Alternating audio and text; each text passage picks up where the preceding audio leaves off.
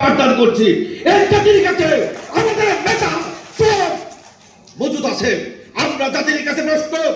আমাদের নেতা কিংবদন্তি শিক্ষক নেতা অধ্যক্ষ সেলিম স্যারের কাছে গত 7 অক্টোবর বিশ্ব শিক্ষক দিবসে ফরওয়ার্দী উদ্যানে আমাদের বর্তমান প্রধানমন্ত্রী তৎকালীন বিএনপির ভারপ্রাপ্ত চেয়ারম্যান তারেক রহমানের সামনে বক্তব্য দিয়েছেন। তারেক রহমান সেদিন প্রধানমন্ত্রী ছিলেন। উনি বক্তব্য দিয়েছেন বিএনপি সরকার ক্ষমতায় গেলে, আমাদের মিলন ভাই বক্তব্য দিয়েছিলেন বিএনপি সরকার ক্ষমতায় গেলে শিক্ষকদেরকে মাঠে নামতে হবে না। আমরা অনেক শিক্ষকরা বিগত সরকারের আমলে সারা বাংলাদেশে আমরা কখনো ম্যাডামের কথায় এবং দেশটা তারেক রহমানের কথায় বড় কোনো আন্দোলন করি নাই।